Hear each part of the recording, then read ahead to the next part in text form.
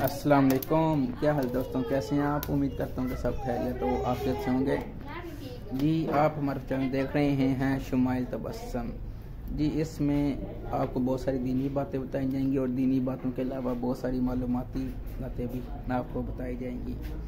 तो नए आने वाले दोस्तों से गुजारिश है कि वो हमारा चैनल जो है वो सब्सक्राइब कर लें ताकि हमारी आने वाली वीडियो आप तक पहुँचती रहे। जी, आज जो मैं आपको बात बताने जा रहा हूँ, तो आज का जो हमारा टॉपिक है वो जैसे कि आपने थंबनेल पे देख लिया है, शट अप। तो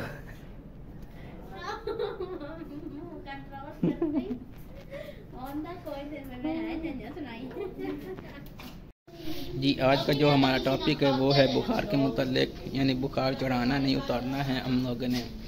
तो जैसे कि हमने थंबनेल भी देखा है, असल में हुआ ये था कि जैसे कि आपको पता है कि सर्दियां आ चुकी हैं और सर्दी का मौसम है, मौसम की तब्दीली की वजह से सबको बुखार हुआ है। तो मुझे भी बुखार हुआ था।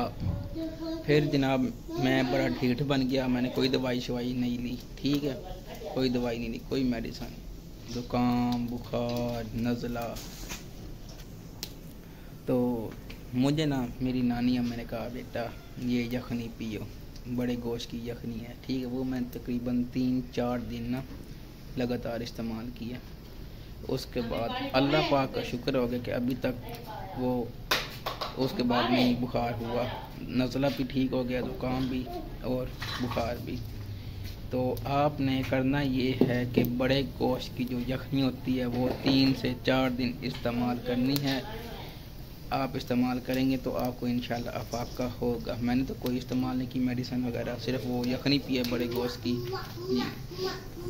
या बेशक बड़ा गोश्त ले लें या बड़े गोश्त का कीमा करवा लें, ठीक है, जिस तरह आपको मुनासिब लगता है। तो ये एक छोटा सा टोटका था, नुस्खा था बुखार के लिए, जो कि मैंने आपको बताना था, जो कि इंतहाई मुफीद दे है सब लोग के लिए, क्योंकि मौसम की तब्दीली की वजह से सबको मतलब ये बुखार होते हैं, नज़ला, ज़ुकाम वगैरह। तो मुझे बड़ा राज किया हुआ था। तो ये देखना भी हट्टा कट्ठा आपके सामने खड़ा वीडियो बना रहा हूँ। तो हमें दीजिए इजाज़त, अगली वीडियो में मुलाकात होगी इंशाल्लाह। तो हमारे इस चैनल को लाइक करें, शेयर करें, सब्सक्राइब करना मत भूलिए। वस्सलाम अला नेगबान।